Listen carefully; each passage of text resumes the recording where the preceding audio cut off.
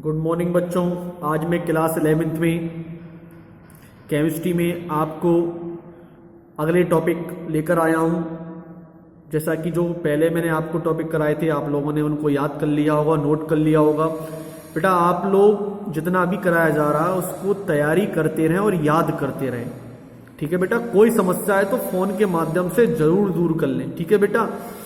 तो बेटा आज हम जो बात कर रहे हैं वो बात करेंगे मूलानुपाती सूत्र या सरलतम सूत्र की, ठीक है बेटा। एम्पिरिकल फॉर्मूला क्या होता है बेटा? इसके द्वारा किसी यौगिक में उपस्थित तत्वों के परमाणुओं के सरल रूप ज्ञात होता है, या हम कह सकते हैं ये जो फॉर्मूला है ये किसी यौगिक में उपस्थित जो तत्वों के परमाणु हैं उनके सरल अनुपात को, किसको? सरल अनुपात को बताता है। किसको बताता है बेटा? सरल अनुपात को बताएगा। तो इस सिंपल रूप से याद करेंगे, ये कोई भी यौगिक है उसमें उपस्थित तत्वों के परमाणुओं के सरल अनुपात को बताता है। जैसे मैंने एक बहुत सिंपल एग्जांपल ले लिया ग्लूकोज का। किसका ले लिया बेटा? ग्लूकोज का एग्जांपल ले लिया। अब ग्लूकोज का जब मैंने एग्जांपल लिया तो ग्लूकोज के एग्जांपल में लेने के बाद क्या होता है, इसका रासायनिक सूत्र क्या हो जाएगा? C6H12O6। ये तो है हमारे पास फॉर्मूला आ गया। अच्छा, इसे CH,O। अब देखो C का क्या है? कार्बन, H हाइड्रोजन, ऑक्सीजन का सरल अनुपात कितना हो जाएगा? देखो यहां से करेंगे 6 कम 6 दूनी 12, 6 कम 6, या इसको हम रखते हैं कार्बन हाइड्रोजन ऑक्सीजन का सरल अनुपात होगा वो कितना हो जाएगा? 1:2:1 हो जाएगा, नहीं हो जाएगा? क्यों? तो देखो हम इसको करके रेशियो में चेंज कर सकते हैं, सरल अनुपात में चेंज कर सकते हैं। तो इसका जो हमारे पास कार्बन हाइड्रोजन ऑक्सीजन का जो सरल अनुपात आएगा ग्लूकोज के लिए कितना आ जाएगा? 1:2:1। तो मूल अनुपाती सूत्र क्या हो जाएगा भाई? कार्बन इसका अनुपात 1 और हाइड्रोजन कितना है? 2, ऑक्सीजन कितना है? 1। तो क्या हो जाएगा इसका सूत्र? इसका सूत्र हो जाएगा CH2O। तो सरल अनुपात के रूप में लिख दिया और इसका मूल अनुपाती सूत्र हमारा आ गया। तो फिर बता देता हूं, ये किसी भी यौगिक में उपस्थित तत्वों के परमाणुओं के सरल अनुपात को बताता है। तो ठीक है बेटा, इसको आप समझ गए होंगे। अगला वाला हम देखते हैं आणविक सूत्र या अणु सूत्र। क्या है बेटा? बहुत सिंपल है ये भी। ये फॉर्मूला, ये सूत्र यौगिक के एक अणु में उपस्थित तत्वों के परमाणुओं की वास्तविक संख्या को बताएगा। क्या बताएगा?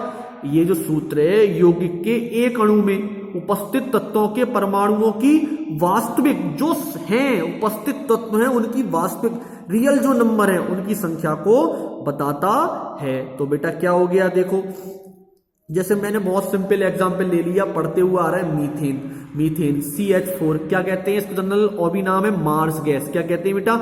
Marsh gas. क्यों कहते हैं? क्योंकि दलदली स्थानों पर पाई जाती है। इसको मैंने आपको बता दिया। तो मीथेन क्या फॉर्मूला है इसका? CH4। अब कौन कौन तत्व है इसमें? कार्बन है और हाइड्रोजन है, ठीक है। तो कार्बन इस एक अणु में, इस मीथेन के एक अणु में कार्बन, मीथेन के एक अणु में कार्बन का कितने परमाणु है? 1। कितने हैं? 1 है, नहीं है 1 परमाणु। और हाइड्रोजन में कितने हैं? 4 परमाणु उपस्थित हैं। तो ये क्या हो गया इसका? आणविक सूत्र या अणु सूत्र। तो क्या हो गया?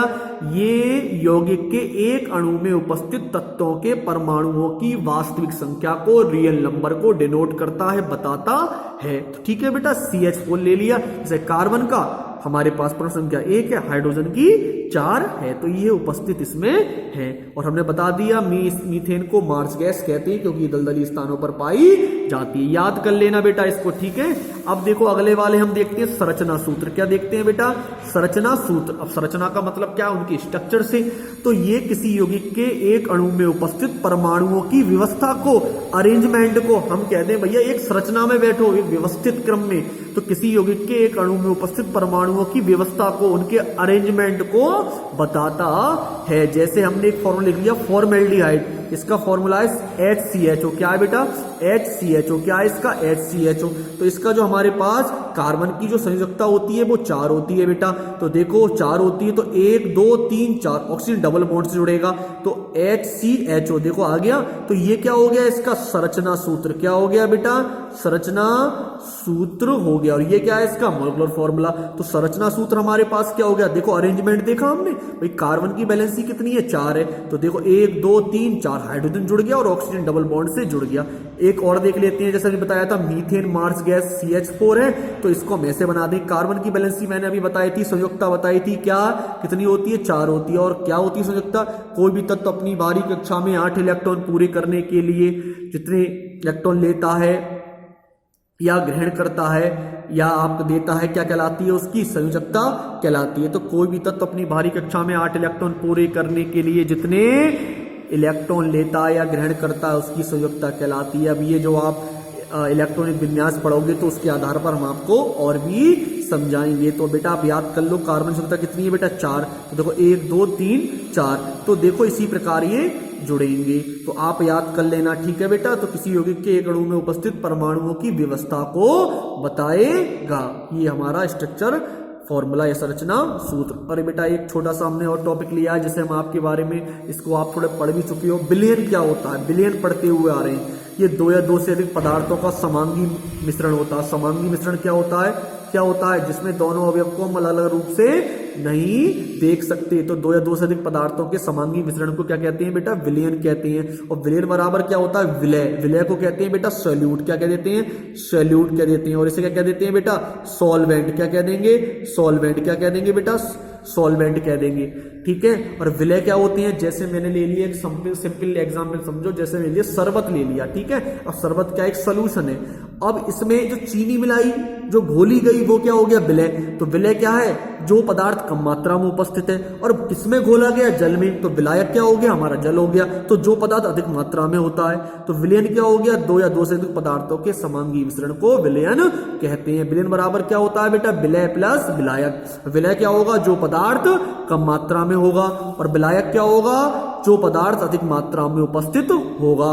विलयन सॉल्यूशन, विलय सॉल्यूट, और विलायक सॉल्वेंट। तो फिर देख लेते हैं, विलय जो कम मात्रा में, जैसे चीनी हमारे घोली गई तो विलय है, और विलायक, विलायक क्या हो गया, हमारा जल हो गया जिसमें घोली गई, ठीक है। जो घोला गया वो विलायक हो, विलय हो गया, जिसमें घोला गया वो विलायक हो गया, ठीक है। या हम ऐसे कह सकते हैं, जो पदार्थ कम मात्रा में है वो विलय है, और जो पदार्थ अधिक मात्रा में उपस्थित है या मात्रा में होता है वो हमारा विलायक हो गया। और भी हम आपको बताएंगे कि सांद्रता क्या होती है, या आपकी मोलरता क्या होती है, नॉर्मलता क्या होती है, इस पर हम अगले टॉपिक में डिस्कस करेंगे। लेकिन जितना भी मैं आपको या हमारे जितने भी अध्यापक हैं आपको वर्क दे रहे हैं, उनको आप कॉपी पर नोट कर लें, और फोन के माध्यम से, व्हाट्सएप के माध्यम से जरूर अपनी प्रॉब्लम को दूर कर लें। ओके बेटा।